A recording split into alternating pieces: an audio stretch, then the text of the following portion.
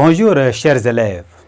Aujourd'hui notre leçon porte sur la dérivation, précisément sur les règles de dérivation. À la fin de cette séquence, vous devez être capable d'utiliser les règles de dérivation. Règles de dérivation. Une fonction polynôme ou rationnelle est dérivable sur son ensemble de définitions. C'est pour dire que toutes les fonctions polynômes et toutes les fonctions rationnelles, ces fonctions-là sont dérivables sur leur propre domaine de définition. Dérivées des fonctions élémentaires. Nous avons un tableau à 3 colonnes. La première colonne, nous avons la fonction f. La deuxième colonne, nous avons ensemble de dérivabilité de cette fonction f-là. Et en troisième colonne, nous avons la fonction dérivée que j'ai notée là-bas, f'.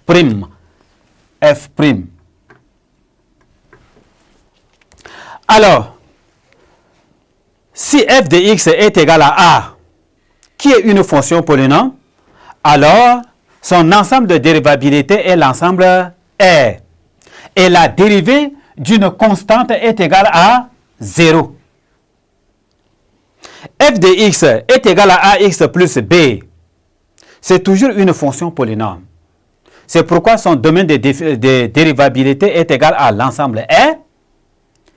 Et la dérivée de la fonction ax plus b est égale à a. Pourquoi? Parce que b ici est une constante. C'est un nombre réel. La dérivée d'un nombre réel est toujours égale à 0. La fonction f de x est égale à x exposant n. Avec le n, un nombre entier naturel. Cette fonction-là est dérivable sur l'ensemble R parce que c'est une fonction monôme. Et une fonction monôme est une fonction polynôme. C'est pourquoi elle est dérivable sur l'ensemble R. La fonction dérivée est n, x exposant n moins 1. Nous avons en quatrième position f de x est égal à 1 sur x. Cette fonction-là est dérivable sur R étoile. Ça veut dire R privé de 0. Et sa fonction dérivée est moins 1 sur x au carré. En dernière position, nous avons f de x est égal à la racine carrée de x.